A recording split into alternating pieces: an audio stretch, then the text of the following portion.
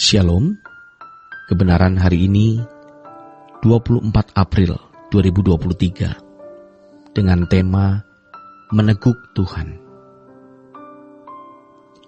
Bapak Ibu Saudara yang dikasihi oleh Tuhan, berbicara mengenai kematian, bagaimana perasaan kita ketika ada di ujung maut? Kita bisa menghayati dan baru menyadari bahwa yang kita butuhkan ternyata hanya Tuhan. Memang manusia seiring dengan perjalanan waktu, usia meninggi, tidak bisa lagi menikmati hidup karena kondisi fisik. Umumnya orang mulai menyadari bahwa tidak ada kenikmatan dalam hidup ini. Makan dibatasi, banyak pantangan, sakit-sakitan, tidak lagi bisa menikmati seks seperti ketika muda, mudah lelah, dan lain sebagainya. Manusia di kondisi demikian, dan semestinya itu merupakan alarm, peringatan bahwa pada akhirnya tidak ada yang kita butuhkan selain Tuhan. Kira-kira apa yang paling kita sesalkan ketika di ujung maut? Apakah gagal mencapai gelar, tidak memiliki pasangan hidup, tidak punya anak, tidak memiliki popularitas, atau apa? Saat tersadar di ujung maut, ternyata yang kita butuhkan hanya Tuhan. Maka yang paling bisa disesali, yaitu tidak meneguk Tuhan sebanyak-banyaknya, atau tidak dipenuhi Tuhan. Sangat mungkin orang memiliki target-target dalam hidup.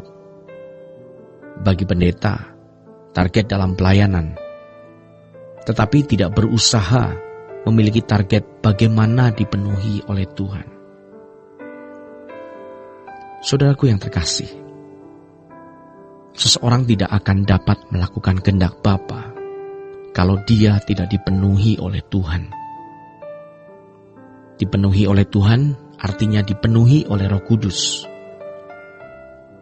Orang yang tidak dipenuhi Tuhan tidak mungkin melakukan kehendak Tuhan dengan benar. Kita sebagai umat pilihan bukan hanya dikehendaki untuk melakukan hukum, menjadi orang baik, tetapi melakukan kehendak Tuhan, artinya sepikiran, seperasaan dengan Allah. Filipi 2 ayat 5 mengatakan, "Hendaklah kamu dalam hidupmu bersama menaruh pikiran dan perasaan yang terdapat dalam Kristus Yesus." Melakukan kehendak Tuhan bisa terjadi di dalam kehidupan orang yang dipenuhi oleh Tuhan. Standar orang yang ditebus oleh darah Yesus, yaitu harus dipenuhi oleh Tuhan. Firman Tuhan mengatakan, tubuhmu bait Roh Kudus. Roh Kudus diam di dalam tubuh kita, artinya dipenuhi oleh Roh Kudus. Tubuh kita bukan bagian dari bait Roh Kudus, tetapi bait Roh Kudus. Tuhan tidak menghendaki diduakan. Tuhan seluruhnya, atau tidak usah sama sekali. Kasihilah Tuhan Allahmu dengan segenap hati, segenap jiwa, segenap akal budi, dan kekuatan. Segenap jiwa, pikiran, dan ruangan hidup kita harus hanya dipenuhi oleh Tuhan. Hal ini benar-benar mustahil jika Tuhan tidak menuntun kita. Dari kecil dunia telah melatih kita untuk memiliki kesenangan-kesenangan yang membangun selera jiwa. Umumnya orang menggerakkan hidupnya untuk memenuhi selera-selera itu, yaitu memenuhi kesenangan-kesenangan. Manusia telah dicemari dengan selera-selera dunia. Bahkan berurusan dengan Tuhan pun demi selera-selera atau kesenangan-kesenangan.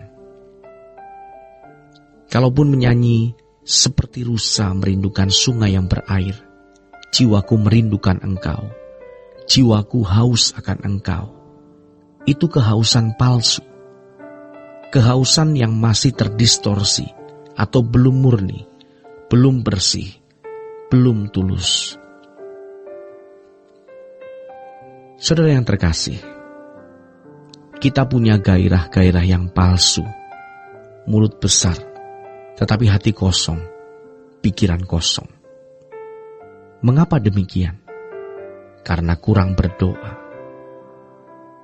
tidak bersentuhan dengan Tuhan. Setinggi apapun ilmu dan pengalaman kita, jika tidak berdoa, tidak bersentuhan dengan Tuhan, pasti kita sesat.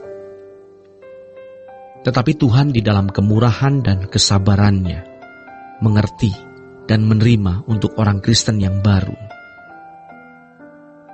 Namun seiring dengan perjalanan waktu dan meningginya usia, mestinya bejana hati kita kosong dari segala keinginan dan selera, supaya Tuhan memenuhi kita. Tuhan itu baik. Bayangkan kalau orang makin tua makin banyak makan, makin berselera, makin nafsu, pasti makin rusak. Bersyukurlah diberi alarm Tuhan, supaya sadar bahwa akhirnya yang dibutuhkan hanya Tuhan. Betapa indahnya yang masih muda. Walaupun muda, masih punya nafsu, gairah, kedagingan, tetapi bisa memadamkannya dan mengosongkan bejana hidup dari semua yang Allah tidak kehendaki dan memiliki kehausan yang murni akan Tuhan. Tuhan merasakan apakah kita memiliki kehausan yang murni terhadap Tuhan atau tidak. Persoalannya, apakah Tuhan menikmati kita? Kita sering tertipu oleh diri sendiri. Maka kita harus sibuk memeriksa diri. Masih adakah sesuatu yang salah dalam diri kita? Bukan mengoreksi orang lain. Biar orang lain urusannya dengan Tuhan. Kalau kita bersentuhan dengan Tuhan, kita akan menemukan selera yang kudus. Kita harus bersih. Kita berkemas-kemas. Jangan punya kesenangan-kesenangan atau hobi-hobi apapun selain Tuhan. Apapun yang kita upayakan, itu bukan nilai diri kita. Bukan demi nilai, prestis, pengakuan. Pengakuan jadi orang sukses, jadi orang berhasil, atau sebagai pemimpin yang baik. Saudara yang terkasih, mestinya semakin hari kita bisa mewujudkan apa yang dikatakan pemazmur. Selain Engkau, tidak ada yang kuingini di bumi. Seberapa banyak Tuhan bisa menikmati kita, tergantung seberapa banyak kita menikmati Tuhan. Seberapa banyak kita bisa menikmati Tuhan, tergantung seberapa kosong jiwa kita dari segala kesenangan dunia. Bagaimana Dia bisa menikmati kita senikmat-nikmatnya, tergantung seberapa kita menikmati Dia semanis-manisnya. Supaya bisa menikmati Tuhan semanis-manisnya, selesat-lesatnya, maka kita harus melepaskan semua kesenangan dan hanya menikmati Tuhan. Kita akan sangat menyesal kalau di ujung maut nanti kita tidak meneguk Tuhan sebanyak-banyaknya, tidak dipenuhi Tuhan sebanyak-banyaknya. Demikianlah renungan pada hari ini. Tuhan Yesus memberkati.